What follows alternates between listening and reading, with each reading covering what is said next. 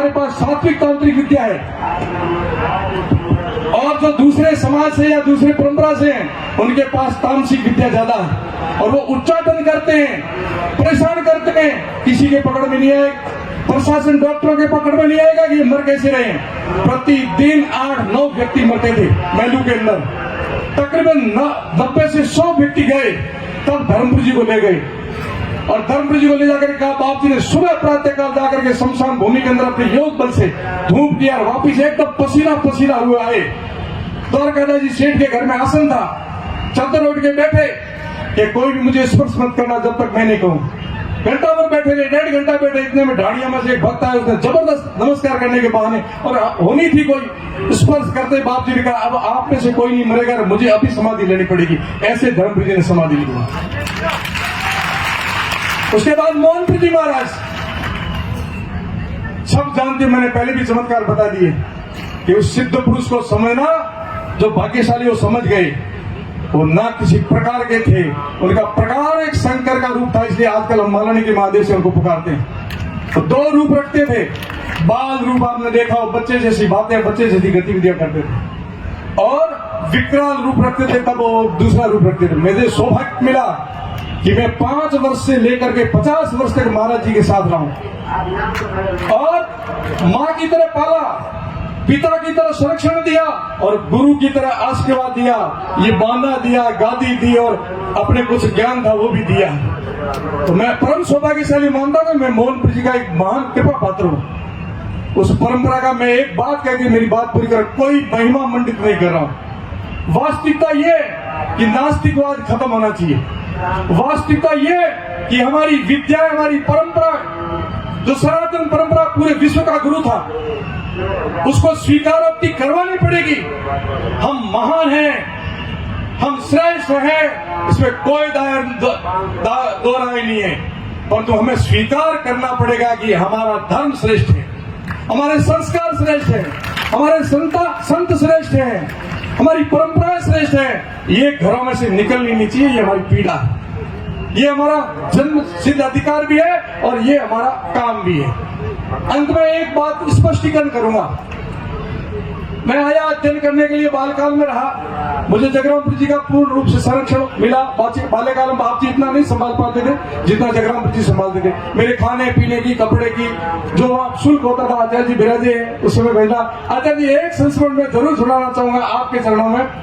मेरा एक बार क्या हुआ, हरि जी, मैं खेल में बहुत अव्वल था, पढ़ाई में अव्वल था, यूनिवर्सिटी में भी। आचार्य बिराजे, मेरे 99.99% व्याकरण में नंबर आए, आधा प्रतिशत कटा। मैंने आचार्य जी से झगड़ा किया, मेरा आधा नंबर क्यों कटा, वापिस कॉपियां चेक कराओ। आचार्य जी बोले क्यों माथो खाओ, मेरे काटे तो आधे नंबर है, छोड़े ने। मेरे गुरु कृपा से खेल में मैं 19 फीट लंबी, 6 फीट हाई जंप, मेरे प्रमाण मेरे गुरु जी, उनके सामने सत्य ही बोलूंगा। गुरुकुल झज्जर वो गुरुकुल था जो एक क्रांतिकारी ने स्थापित किया था। आचार्य भगवान देव उनका नाम था, भगत सिंह जी के मित्र थे। भगत सिंह खत्री जाति चौधरी और जाटा मोती उस गोद से थे। भगत सिंह जी को फांसी हो गई, ये भूमिगत हो गए, बाल विवाह किया हुआ था। उस माता जी को भी जाकर के कह दिया कि मैं गृहस्थ आश्रम नहीं करूंगा, मैं देश की सेवा करूंगा, इसलिए मैं संत बनूंगा, आपकी मर्जी पर दूसरी शादी कर सकते हो। उस माता जी ने भी कहा मैं आपके लिए साधना करूंगी, और ताउम्र आपका जीवन सफल हो, इसके लिए मैं भी ब्रह्मचारी लेकर के भजन करूंगी। उस सन्यासी के चरणों में रहकर के मुझे विद्या प्राप्त करने का सौभाग्य मिला, और वो जीवन में एक 12 महीने में श्रावणी पर संकल्प करवाते थे। कौन से ऐसे विद्यार्थी है जो राष्ट्र सेवा के लिए आगे, मैं अकेला नहीं पढ़ता था, पूरे देश के प्रत्येक प्रदेशों के विद्यार्थी पढ़ते थे, विद्यार्थी विदेशों के भी पढ़ते थे, और मेरे ऊपर मोहनपुर की कृपा थी। पूछिए आचार्य जी को, किसी एक नियम को भी मैंने कभी खंडित किया हो गुरुकुल के, और आदर्श विद्यार्थी के रूप में एक बार भी मुझे प्रताड़ना नहीं मिली, दंड नहीं मिला, सजा नहीं मिली। इतना सख्त गुरुकुल है कि पेशाब करने के लिए हमें 6 मिनट मिलते थे 2 पीरियड के बाद में। 6 मिनट में यदि वापस नहीं पहुंचे हो तो पूरा पीरियड खड़े रहकर पढ़ोगे। मैंने वो भी नहीं तोड़ा। मुझे देख करके घड़ी मिला सकते थे कि किस समय कौन सी दिनचर्या करनी है, और मैं ये निवेदन करूं कि मेरे अंदर सेवा का भाव शुरू से था, सेवा का भाव शुरू से था, मैं किसी के काम आ जाऊं। आचार्य जी विराजे उस महाविद्यालय का भी आप जैसे छात्र देता रहे, मैं जब तक रहा मैं ही रहा। चुनाव के माध्यम से नहीं, सर्वसम्मति से यही रहेगा हमारा छात्र नेता। मैं घटना एक दूसरी बताना चाहता हूँ। जब परीक्षा का परिणाम आना था और वहां 48 दूसरे गुरुकुल हमारे केंद्र में पूरे भारत के परीक्षा देने आते थे, मैत्री मैच था। हमारे ये जगरामपुरी जी है ना, कुश्ती में भारत केसरी से कुश्ती लड़े थे, एशियाड चैंपियन के साथ लड़े थे। आचार्य विजयपाल जी है ना, ये 2 गाड़ियों को ऐसे पकड़ के खड़ी करते हैं, एक जीप को ऐसे पकड़ा और एक जीप को ऐसे पकड़ा, बस खड़े रहो, गाड़ियां नहीं जाएगी। बड़ी बड़ी सागर को भैंस बांधते पाटे उनको ऐसे तोड़ते हैं जगरामपुरी जी और आचार्य जी। वो गुरुकुल ने हमें केवल शास्त्र नहीं, शस्त्रों का भी ज्ञान दिया। केवल मन से नहीं, शारीरिक, आध्यात्मिक और मानसिक हमारा विकास करा इन आचार्य ने किया। हम तपे हैं उनके कोख में। उस आचार्य ओम नंदी सरस्वती, उनका आशीर्वाद, मोहनप्रीत जी का आशीर्वाद, इनका संरक्षण। आचार्य जी ने संकल्प लिया, विजयपाल जी, उन्होंने स्वामी भगवान देव जी जिनका पूर्व नाम था, आचार्य ओमानंद जी का वर्त में एक बार संकल्प था, कौन ऐसा विद्यार्थी जो राष्ट्र और धर्म के लिए अपने जीवन को समर्पित करता, मैं खड़ा हुआ था। मैंने कहा मैं तो वैसे ही सन्यासी हुई, पर मैं राष्ट्र धर्म की जितनी मेरे से सेवा बनेगी इतनी करूंगा। जिस माध्यम से मुझे मिलेगी, मुझे सीआईडी बना करके पाकिस्तान में भेजोगे ना तो भी मैं धर्म का प्रचार करूंगा, मुझे पोखरण में भेजोगे ना तो भी मैं धर्म के लिए गया हूं, राष्ट्र के लिए गया। चुनौती स्वीकार करना सामान्य बात नहीं है मेरे जैसे संत के लिए। संत परंपरा, तारा मठ की परंपरा, मेहनत गद्दी, कितना मुझे झेलना पड़ता है राजनीतिक जीवन में। क्या मान अपमान, हानि, लाभ, सुख दुख, क्यों एमएलए बनना था तो मैं यही लड़ लेता, कहीं यही लड़ लेता। पोखरण क्यों भेजता, क्यों जाया, मैं गया नहीं, ले जाया गया होगा शायद। केवल उद्देश्य ये था जो ओमानंद जी ने संकल्प दिलाया था कि राष्ट्र और धर्म के लिए आप क्या करोगे, तो मैंने कहा जो आप बताओगे इस पर चलेंगे। इसलिए स्वामी ओमानंद जी पीछे आए हमारे लेने के लिए, क्या तू योग्य शिष्य वापिस चल संस्था में समय। मैंने कहा नहीं, जननी जन्मभूमि स्वर्गादपि गरीयसी, मेरे क्षेत्र में कौन करेगा, मुझे वापिस वहां जाने की इजाजत। इसलिए यहाँ आया। मैं एक संस्मरण सुनाना चाहता हूँ। मेरा ये हाथ यहाँ से टूटा हुआ है और ये कबड्डी में टूटा था। कबड्डी में मैं यहाँ से इतनी दूरी पर 6 फीट कूदता था। उन व्यक्तियों के सामने कहता हूँ जो मेरे गुरु और गवाह है, मुझे लंबी दौड़ नहीं लगानी पड़ती थी, और पीछे से ऐसे कूदता था, ऐसे सामने से नहीं। कबड्डी की टीम बनाई, गुरुकुल झज्जर की टीम का मैं कप्तान था और 48 गुरुकुलों की एक टीम बनाई। मेरे अंदर उस समय किशोर अवस्था थी, होता अहंकार। मैंने कहा इनको पता नहीं मैं कितना कूदता हूँ। मैंने पहली रेड डाली, मैंने कहा इनको मैं प्रलोभन दूंगा, मैं लास्ट लाइन का मतलब जरूर टच लाइन पर आएंगे। वही हुआ, मैं लास्ट लाइन के 7 खिलाड़ी ऐसे आए। मेरी योजना थी मैं ऊपर से कूदूंगा, 3-4 के हाथ लगा दिए, टच लाइन करूंगा। जैसे मैं कूदा, उन्होंने चैन बना करके हाथ ऊपर कर दिए। हाथ ऊपर करते मेरा पैर फंसा, मैं गिरा, मेरा ये हाथ यहाँ से टूटा। चू तक नहीं हुई, आचार्य जी ने कहा हाथ तो टूट गया। मैंने कोई बात आउट कितने हुए ये बताओ, 3 तो कर दिए। मैंने कहा ठीक है, मेरा काम हो गया। बाप जी को पता चला, हाथ तोड़वा लिया, लाओ के वापिस जगरामपुरी जी को भेजा गया, लाओ उसको वापिस लाओ। मुझे ले आई वापिस, और बाप जी उस समय भैरू रूप में थे। बोला मैं गुरुकुल बन जाना, हाथ तोड़ा, पढ़ाई करने छोड़ दी, खेले घणो है, रोक दिया। अब क्या करें, अब नाड़ी टूटे, नशे टूटे, उनके साथ उठना में मेरे जितेंद्र जी बैठे साथ में, बार खड़े हो ऊपर राजा मंच पर। इनको मैं लेके गया गुरुकुल में, ये बड़े मेलू जन्म है, इनका जन्म है सामने परिवार में, और एक सुयोग्य बनकर हमारी गौशाला पूरी जितेंद्र जी संभाल रहे, ये भी इनके स्नातक है। तो लाए तो मैं चुपके से वापिस गुरुकुल गया। ये आचार्य जी बैठे, चुपके से गुरुकुल गया, भोजन शुल्क मांगा गया कि भोजन शुल्क जमा करो। किससे मांगे, क्योंकि चोरी से गया, बाप जी से मांग नहीं सकता, जगरामपुरी को कह नहीं सकता।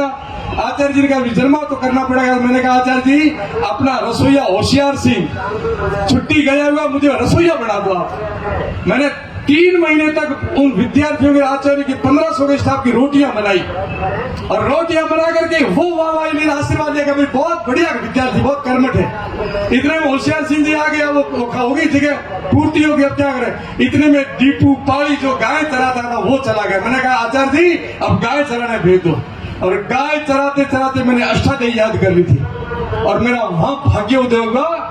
अष्टाध्यायी में आप जैसे जनप्रतिनिधि आते थे, बड़े बड़े नेता और भामाशाह, जो विद्यार्थी प्रतिभावान होते उनके लिए छात्रवृत्ति बांधते थे। मुझे जहां तक याद है 700-800 रुपए उस समय मेरी छात्रवृत्ति बनी थी, वो मैं अकेला नहीं सभी विद्यार्थियों को देता था। जो गरीब परिवार से अध्ययन करते हैं उनको देता था। घी दूध सारा मेरा आचार्य जी ने निःशुल्क किया। ऐसी विद्या जन करके यहाँ आया हूँ, आपका आशीर्वाद लेके आया हूँ। मोहनपुरी जी की कृपा पात्र है। केवल जीवन का उद्देश्य यही है, एकदम राष्ट्र इधर न ममा, न पद की भूख है न पैसे की भूख है, एक ही चाहना है कि कहीं न कहीं ये शरीर काम आ जाए। दर्द और पीड़ा हुई, मैं जब निकला भारत भ्रमण करने के लिए, एक बार पूरा भारत भ्रमण करूंगा और उसके बाद में जाकर के अपना काम करूंगा। तो दक्षिण भारत में गया, पूर्वोत्तर में, तो वहां चर्चें ज्यादा देखी और मंदिर कम देखे। दक्षिण भारत में आया तो क्षेत्रवाद हावी देखा, हिंदी पर काली पोची हुई देखी। बीच के भाग में आया तो अराजकता देखी, और दुर्भाग्य ये कि मेरी जन्मभूमि में आया, मैंने कल्पना नहीं की थी। लाल साहब भी कह रहे थे कि जब मैं नवोदय विद्यालय में पढ़ के आया तो मुझे पता नहीं था कि जाति क्या होती है। ऐसे गुरुकुल से पढ़ के हम लोग आए तो हमें यही पता नहीं थी जातियां अलग होती है क्या। और जब यहाँ आके देखा तो सबसे ज्यादा झटका लगा हमारी जात की। पहला प्रश्न यही उठता है कि तेरी जात क्या है। अरे हमने तो जात को खत्म कर दिया। आपकी जातों को भी हम ये नहीं कहते, आपकी जातों का सम्मान करते हैं, परंतु दूसरी जात का बहिष्कार या उसके तिरस्कार नहीं करना, ये भी आपको उपदेश देते हैं। आकर के वो काम करने का मैंने पीड़ा उठाया था गुरुजी मोहन जी के सामने। तारातरा मठ वो परंपरा का प्राचीन मठ है और ऐतिहासिक मठ है, कोई सामान्य नहीं है। परंतु आप जाओगे वहां अंदर तो भोजन के लिए आपको कोई नहीं पूछेगा कि यहाँ कौन भोजन कराने वाला और कौन करने वाला, सबको एक साथ भोजन कराते हैं। राजनीतिक दृष्टि से नहीं, नेता दृष्टि से नहीं, केवल मेरे उद्देश्य की पूर्ति के लिए कि मेरा कर्तव्य बनता है, मेरा धर्म बनता है, मैं नहीं करूंगा तो और कौन करेगा। हमारे धर्म स्थान है, ये एक प्रकार से सामंजस्य के स्थान है, ये समन्वय के स्थान है। इनको नशे के अड्डे बना दिए, छुआछूत के अड्डे बना दिए, धर्म का प्रचार कैसे करेंगे हम लोग। इसलिए पहला काम ये किया, वहां अफीम मुक्त आश्रम मठ के अंदर किसी प्रकार की कोई मनवार नहीं होगी। मुझे कहा जोड़ी को नहीं दिया, मैं भले मत भाई थोड़े पुण्य वाणु देव मानंद देव को वो जोड़ी हम दे रहे हैं बिना अफीम की। अगर 30 त्योहार होलिया खाती रमन करो मैं हीरो बनू जी मां देखो अफीम नहीं चलेगा। ये संकल्प लेकर के आपके बीच में आया, मुझे कोई चाहना नहीं, आपका प्रेम मिले, आपका आशीर्वाद मिले, मुझे समझे, मैं आपको समझू, आप सब हम अपने वेद की वो ऋचा याद रखें। बाकी कुछ ऐसी बातें मैं नहीं कह पाऊंगा, गुरु की कृपा है। इस वचन से तारात्रा की परंपरा से कुछ ऐसी घटनाएं भी हुई है जो ना होनी थी, विज्ञान भी नहीं मानता, परंतु जब होती है प्रत्यक्ष प्रमाण, आई विटनेस से बड़ा कोई प्रमाण नहीं है। मैं प्रमाण हूं, मैं कभी आपको एकांत में बताऊंगा कि क्या क्या जीवन में घटी है। मैं पुनः इतना ही कहना चाहता हूं कि ये सब आस्था के केंद्र जितने बड़े, एक मैं नहीं हूं, ये जितनी संत परंपरा के संत हैं, इनके पीछे कोई इनकी तपस्या है और इनकी परंपरा के अंदर बहुत सिद्धपीठ है। एक एक से इनके प्रति हमारी वही श्रद्धा होनी चाहिए कि संत हमारे हैं। कोई किसी प्रकार का, हरीश जी ने बहुत अच्छा कहा कि किसी प्रकार का भेद नहीं, कोई ऊंचा नीचा नहीं करना है, अपना पराया नीचा परोवेती करना लगू चेसा। वो भाव ये संत हमारे लिए सबके सम्मान संत है।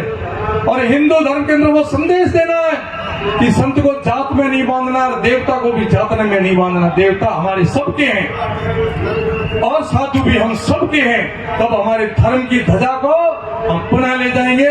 इस धर्म में से दूसरे कई मत निकलेंगे, हमें प्रसन्नता है, परंतु ये धर्म की ध्वजा पूरे विश्व में मानव को मानव बनाए। संघ के कार्यकर्ता लगे, उनको हृदय से साधुवाद भी दूंगा, क्योंकि वो काम कर रहे हैं पर्दे के पीछे बैठ करके, इसलिए हृदय गदगद होता है, कभी कभी अतिशोक्ति हो जाती। मैंने कह दिया चलो वहां खड़ा है, वो मेरे भाव सरल भाव थे, उसको अन्यथा न ले, विनोद भाव से हंसी मजाक में कहीं कह दिया था। वास्तव में पर्दे के पीछे जाकर के देखा बात तो बेरी को पकड़ना पड़े।